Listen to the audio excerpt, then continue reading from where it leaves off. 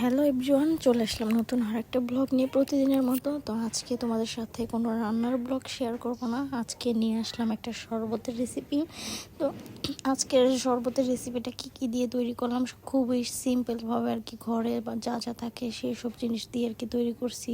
তো তোমরাও চাইলে বাড়িতে এরকমভাবে একটা শরবতের ট্রাই করে দেখতে পারো যে শরবতটা কেমন। আজকের এই শরবতটা বানানোর জন্য প্রথমে এক গ্লাস ঠান্ডা পানি নিয়ে নিলাম, তারপরে এখানে আমি 4 চা চামচ আর কি চিনি দিয়ে দিলাম। আমি একটু মিষ্টির পরিমাণটা বেশি খাই, তো এই কারণে এখানে একটু মিষ্টির পরিমাণটা বেশি দিয়েছি।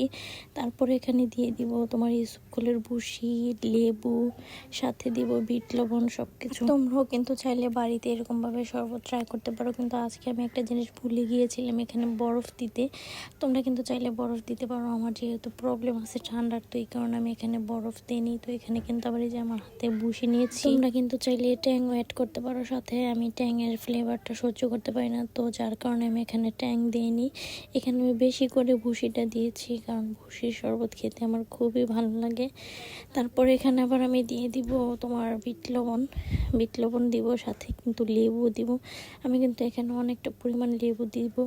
আর এই যে এখন কিন্তু চিনিটা আর ভুসিটা একটু ভালো করে মিক্স করে নিতেছি। এখানে কিন্তু ভুসিটা দেওয়ার সাথে সাথে আর কি ভিজে যাইতেছিল, একসাথে আর কি জোট লেগে যাইতেছে। তো এই কারণে আমি একটু ভালো করে চিনি আর ভুসিটা এই যে কত সুন্দর করে নাড়াচাড়া করতেছি।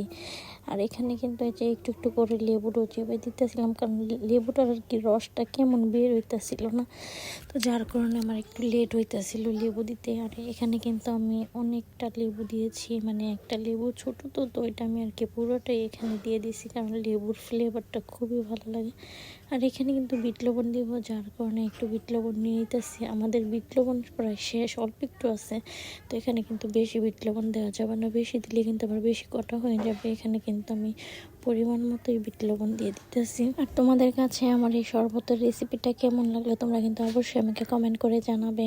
আর আমাদের এই ছোট ব্লগটা ভালো লেগে থাকলে কিন্তু অবশ্যই লাইক, কমেন্ট, শেয়ার, একটা সাবস্ক্রাইব করে যাবে। এখানে কিন্তু আমার লেবুটাও কেটে নিয়েছি কেচি দিয়ে। এখন লেবুটা কিন্তু আমি একটু সুন্দর করে সাজানোর জন্য, একটু সুন্দর দেখানোর জন্য লেবুটা আমি এরকমভাবে গোল করে কেটে নিয়েছি। আর তোমরা সবাই প্লিজ আমার ফুল ব্লগটা দেখো, তাহলে এরকমভাবে বাড়িতে একটু শরবত ট্রাই করে দেখতে পারো। এটা কিন্তু খুবই মজা, ঘরের সামান্য কিছু উপকরণ দিয়ে কিন্তু এরকমভাবে আর কি একটা সিম্পল শরবত বানানো যায়। এই গরমের মধ্যে কিন্তু এরকম শরবত একটু খেতে পারলে খুবই ভালো লাগে। তো তোমরা সবাই অবশ্যই আমার ব্লগটা দেখে এরকম করে বাড়িতে রেসিপিটা তৈরি করে খেয়ে দেখবে যে আমাদের এই শরবতটা কেমন হলো।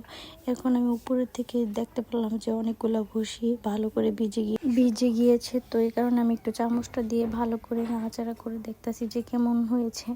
তো তোমরা দেখো যে রাফসানের বাবা শরবতটা ট্রাই করার পরে সে কি বলে।